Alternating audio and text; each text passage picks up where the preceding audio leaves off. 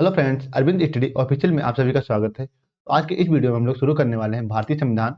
भारतीय संविधान में सबसे पहला जो टॉपिक रहेगा, भारतीय संविधान का परिचय रहेगा, यानी राज्य व्यवस्था का परिचय सबसे पहला टॉपिक है। यानी कोई भी सब्जेक्ट हो, जब तक उसका बेसिक नहीं क्लियर होगा तब तक आपको वो टॉपिक समझ में नहीं आएगा। तो सबसे पहले हम लोग उसका बेसिक क्लियर करेंगे, उसके बाद में आगे बढ़ेंगे। तो यहाँ से जितने भी क्वेश्चन बन सकते हैं उनको कवर करने की कोशिश करेंगे।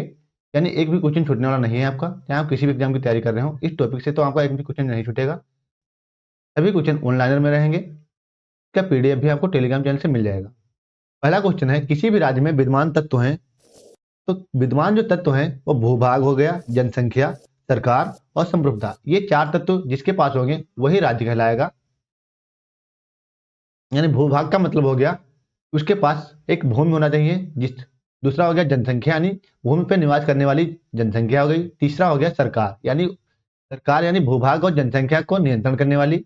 और संप्रभुता यानी जो किसी बिना दबाव के निर्णय लेने के लिए बाध्य नहीं होना चाहिए। तो ये चारों तत्व जिसके पास हो गए वही राज्य कहलाएगा। अगला क्वेश्चन है, किसी भी शासन व्यवस्था में मूल चुनौतियों के उपाय के रूप में उपस्थित शासन के प्रमुख अंग होते हैं। तो प्रमुख अंग होते हैं विधायिका, कार्यपालिका और न्यायपालिका। ये तीन अंग प्रमुख होते हैं।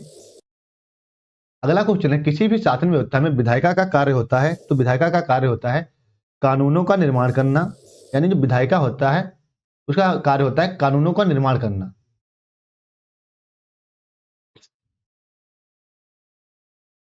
अगला क्वेश्चन है, धर्मतंत्री शासन व्यवस्था में कानून माना जाता है। धर्मतंत्री जो शासन व्यवस्था होती है उसमें कानून माना जाता है धर्म ग्रंथों को।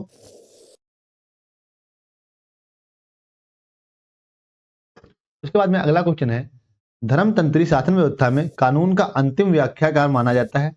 तो अंतिम व्याख्याकार माना जाता है धर्म के सर्वोच्च पदाधिकारी को। यानी धर्मतंत्री जो शासन व्यवस्था होती है उसमें धर्म की जो सर्वोच्च पदाधिकारी होता है उसी को अंतिम व्याख्याकार माना जाता है।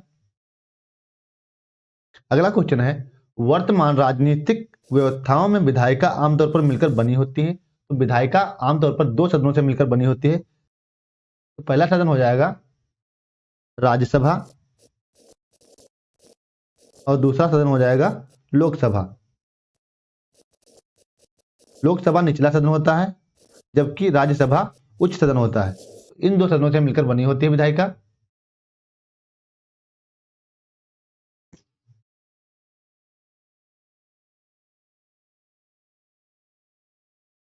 अगला क्वेश्चन है, भारतीय विधायिका आधारित है। तो भारतीय विधायिका संघात्मक ढांचे पर आधारित है।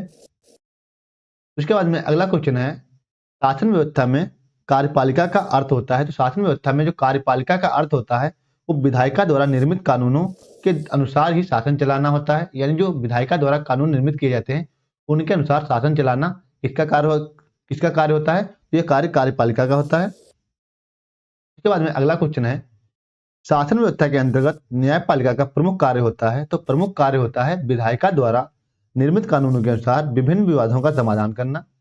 यानी जो विधायिका द्वारा निर्मित कानून होते हैं उन्हीं के अनुसार विभिन्न विवादों का निपटारा करना। स्थायी कार्यपालिका में सम्मिलित होते हैं। तो स्थायी कार्यपालिका में सम्मिलित होते हैं अधिकारी तंत्र।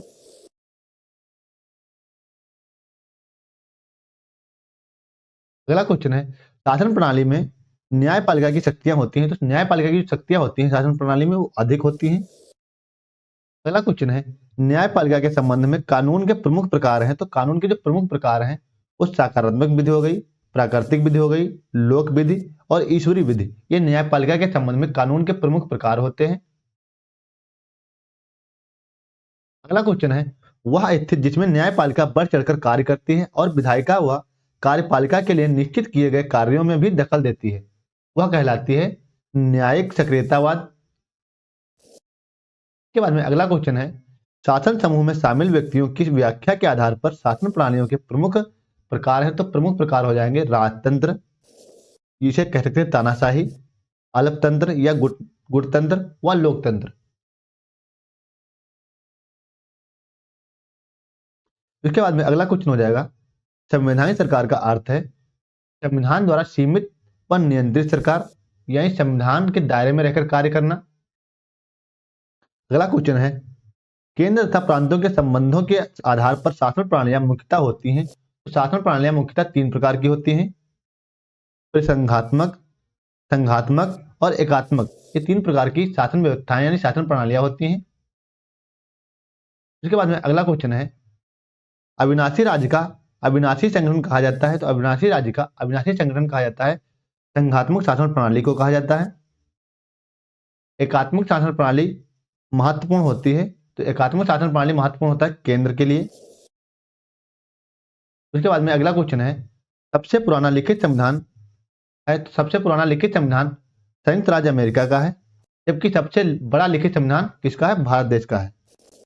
याद रखिएगा, क्वेश्चन पूछा गया है, सबसे बड़ा लिखित संविधान किसके पास है? भारत देश के पास है।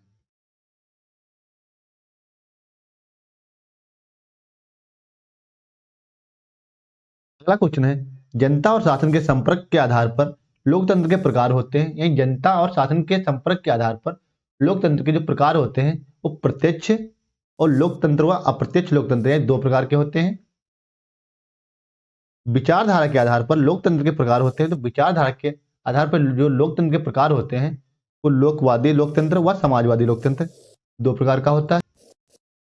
अगला क्वेश्चन हो जाएगा, राजनीतिक दलों की संख्या के आधार पर लोकतंत्र के प्रकार होते हैं। तो लोकतंत्र के प्रकार होते हैं एक दलीय, द्विदलीय व बहुदलीय, ये 3 प्रकार के होते हैं। प्रत्यक्ष लोकतंत्र में जनता भाग लेती है। तो प्रत्यक्ष लोकतंत्र में जनता सीधे शासन प्रक्रिया में भाग लेती है। उसके बाद में अगला क्वेश्चन है, प्रतिनिधि लोकतंत्र भी कहा जाता है। तो प्रतिनिधि लोकतंत्र कहा जाता है अप्रत्यक्ष लोकतंत्र को प्रतिनिधि लोकतंत्र भी कहा जाता है। उसके बाद में अगला क्वेश्चन हो जाएगा, उदारवादी विचारधारा में महत्वपूर्ण माना जाता है। तो उदारवादी विचारधारा में महत्वपूर्ण माना जाता है व्यक्ति तथा उसकी स्वतंत्रता को।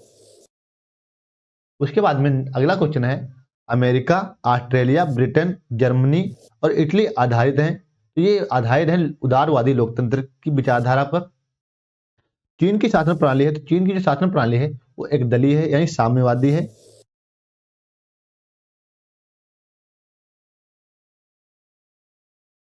शक्ति पृथक्करण का सिद्धांत शक्तियों का विभाजन करता है। तो इसका जो सही अर्थ हो जाएगा विधायिका तथा कार्यपालिका के माध्यम से करता है। वीडियो अच्छा लग रहा हो तो वीडियो को लाइक कर दें और चैनल को सब्सक्राइब कर दें ताकि इसी प्रकार के जीके वीडियो आप तक पहुंचते रहें। अगला क्वेश्चन है, भारतीय संविधान की अधिक कठोर तथा अधिक लचीले के मध्य एक अच्छा संतुलन स्थापित करता है। यह कथन है केसी व्हीयर का।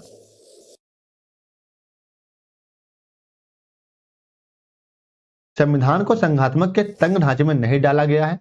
यह कथन बी.आर. अम्बेडकर का है। यानी यह कथन किसने दिया था? बी.आर. अम्बेडकर ने दिया था।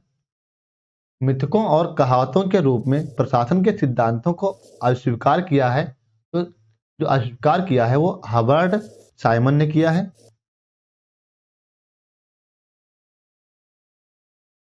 यदि हमारी सभ्यता विफल होती है तो यह मुख्यतः प्रशासन के ध्वस्त होने के कारण होगा। यह कथन है बी डानहम का, यानी बी डानहम का यह कथन है। गांधीवाद और मार्क्सवाद के बीच एक समान सहमति पाई जाती है। तो समान सहमति पाई जाती है एक अंतिम लक्ष्य के रूप में राज्यविहीन व वर्गविहीन समाज।